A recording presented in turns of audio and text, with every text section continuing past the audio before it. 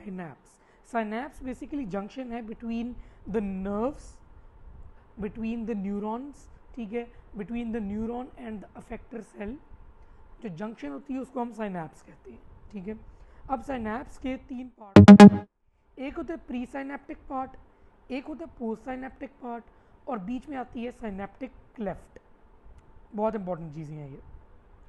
अब होता क्या है कि एक एक्शन पोटेंशियल आया जिसने डीपोलराइज किया प्री साइनेप्टिक न्यूरॉन को.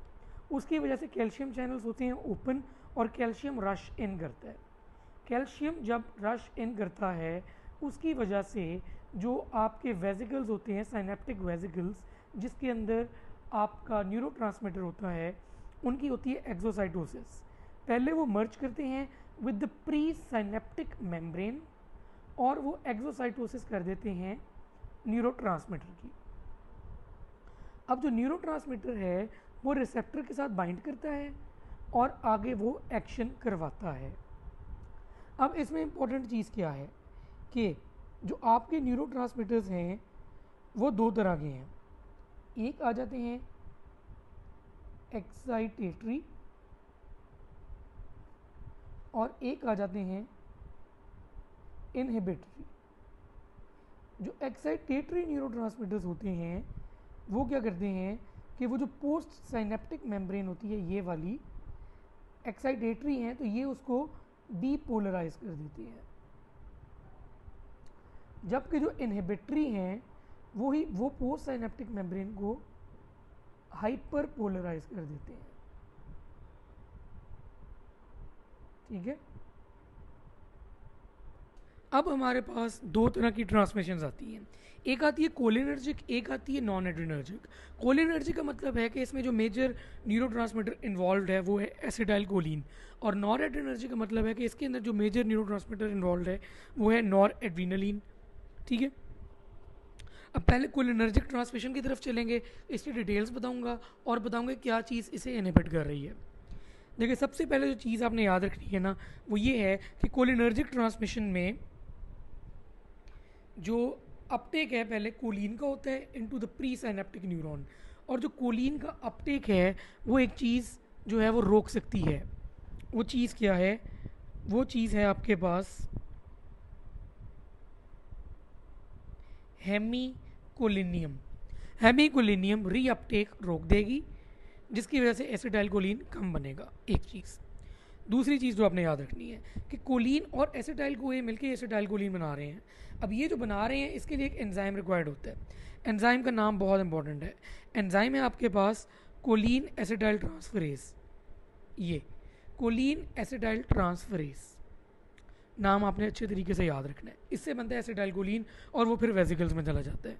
कैल्शियम जो है वो अंदर आती है due to action potential in the presynaptic membrane. Calcium channels open हुए, कैल्शियम अंदर आई, उसने एक्सोसाइटोसिस करवा दी एसिटाइल कोलिन की इनटू द साइनेप्टिक क्लेफ्ट. अब जो इसकी एक्सोसाइटोसिस है एसिटाइल कोलिन की, उसको क्या चीज़ रोकेगी? वो है आपकी बॉचुलिनम टॉक्सिन. इसीलिए बॉचुलिज्म में आपका फ्लैसिड पैरालिसिस सेट इन हो जाता है. इसीलिए क्योंकि एसिटाइल कोलिन बाहर नहीं आ रही होती. ठीक है. एक्सोसाइटोसिस में फ़र्क आ रहा है. अच्छा, अगर एक्सोसाइटोसिस हो जाती है और एसिटाइल कोलिन बाहर आ जाती है तो उसके पास 2 तरीके हैं. या तो वो रिसेप्टर के साथ लग जाएगी एसिटाइल कोलिन के और आगे वो काम करवा देगी, या फिर एसिटाइल कोलिन जो है उसके ऊपर एंजाइम एक्ट करेगा जो कि है acetyl cholinesterase. Acetyl कोलिनेस्टरेज enzyme act करेगा और वो उसको क्लियर ऑफ कर देगा. मतलब कि जो मेजर तरीका है जिससे एसिटाइल कोलिन क्लियर ऑफ होगा वो है acetyl cholinesterase. Choline acetyl transferase acetyl choline बना रहा है और acetyl cholinesterase acetyl choline clear कर रहा है. ये बहुत इंपॉर्टेंट चीज़ है जो आपको पता होनी चाहिए. ठीक है. तो अगर हमें एसिटाइल कोलिन ज़्यादा चाहिए होता है ना साइनेप्टिक क्लेफ्ट में, किसी ऐसी डिजीज़ में जैसे कि मायसीनिया ग्रेविस वगैरह होती है जिसमें एसिटाइल कोलिन रिसेप्टर एंटीबॉडीज़ बन जाती हैं, तो उसमें हम फिर एसिटाइल कोलिनेस्टरेज इनहिबिटर्स देते हैं ताकि एसिटाइल कोलिन जो है वो ब्रेक ऑफ ना हो. तो इनहिबिटर्स में आपके पास आता है फाइजोस्टिगमीन आ जाता है, पिरिडोस्टिगमीन आ जाता है, इस तरह के राइवास्टिगमीन आ जाता है, डोनेपाजिल आ जाता है. ठीक है. तो ये हो गया आपका कोलिनर्जिक ट्रांसमिशन. अब हम चलते हैं नॉर एड्रेनर्जिक। नॉर एड्रेनर्जिक में बस ये याद रखना है आपने कि टायरोसिन जो है ना वो एक मेजर प्रिकर्सर है जिससे नॉर एड्रेनलिन बननी है, ठीक है। जो डोपामीन होगी वो बाय वेजो एक्टिव मोनोअमाइन ट्रांसपोर्टर जो है वो अंदर आ जाएगी वेजिकल में, और ये जो वीमैट है ये रुकता है बाय रिजर्पीन, या एक और ड्रग है जिसको हम कहते हैं गुआनेथिडीन। गुआनेथिडीन जो है वो भी वो अपटेक रोकता है इनटू द वेसिकल्स। बाकी फिर वही गैल्शियम अंदर आया, इसकी एक्सोसाइटोसिस हुई। अब इसकी एक्सोसाइटोसिस को ज़्यादा क्या चीज़ें करवा रही हैं नॉर एड्रीनलिन की, एम्फेटामिन और एफेड्रीन, ये इसकी एक्सोसाइटोसिस को इंक्रीज करवा रही हैं। फिर ये बाहर आ गया। अब बाहर आके इसने अपने जो है वो रिसेप्टर्स पे एक्ट किया जो कि अल्फा और बीटा रिसेप्टर्स होते हैं, इसकी डिटेल्स फार्माकोलॉजी में होंगी, ठीक है। उन पे एक्ट किया, या फिर इसको क्लियर ऑफ करने का एक मेजर मैकेनिज्म है, वो क्या है देखें, एसिटाइल कोलिन को क्लियर करने के लिए एंजाइम था ना, इसको क्लियर करने के लिए रीअपटेक है। ये नॉरएपिनेफ्रिन ट्रांसपोर्टर होता है जो इसको रीअपटेक करवा देता है, ये देखिए रीअपटेक, ठीक है। तो बेसिकली अगर रीअपटेक को रोक दें तो उसकी वजह से नॉरएपिनेफ्रिन की जो कॉन्सेंट्रेशन है वो बढ़ जाता है, ठीक है। फॉर एग्जांपल कोकेन है, टीसीएस है, एम्फेटामीन्स है, तीन है, cocaine, TCS and amphetamines.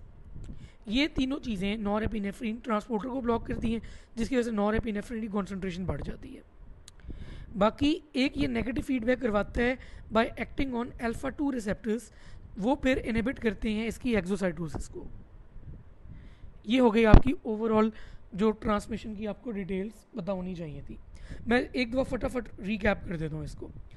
Colin को अपटेक से रोकेगा हेमिकोलिनियम, ठीक है।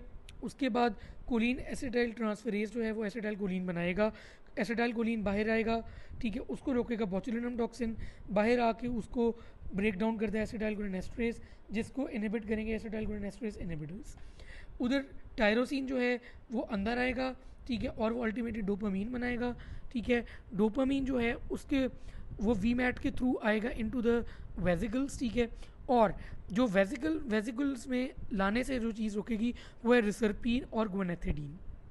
अब जो नॉरएपिनेफ्रिन है उसकी एक्सोसाइटोसिस को इंक्रीज करेगा एम्फेटामिन और एफेड्रीन, और इनहिबिट करेगा via negative feedback alpha 2 receptors जो कि प्री साइनेप्टिक मेम्ब्रेन पे ही है। उसके बाद जब ये बाहर आ जाएगा नॉरएपिनेफ्रिन, तो नॉरएपिनेफ्रिन को क्लियर करने का मेजर तरीका है नॉरएपिनेफ्रिन ट्रांसपोर्टर की रीअपटेक। वो रीअपटेक कर लेता है उसे नॉरएपिनेफ्रिन को। अगर रीअपटेक को रोक दिया जाए तो नॉरएपिनेफ्रिन की कॉन्सेंट्रेशन बढ़ जाएगी। उसकी एग्जांपल है कि रीअपटेक को क्या चीज़ रोक रही है, वो है कोकेन, ट्राइसाइक्लिक एंटी डिप्रेसेंट्स और एम्फेटामिन्स। तो ये तो थी आपकी सिनेप्टिक ट्रांसमिशन की जो ओवरव्यू है, दो टाइप्स की जो आपके न्यूरोट्रांसमीटर्स होते हैं वो मैंने आपको बता दिए। तो ये आपको अच्छे तरीके से डिटेल्स आनी चाहिए, इनमें से हर दफ़ा एक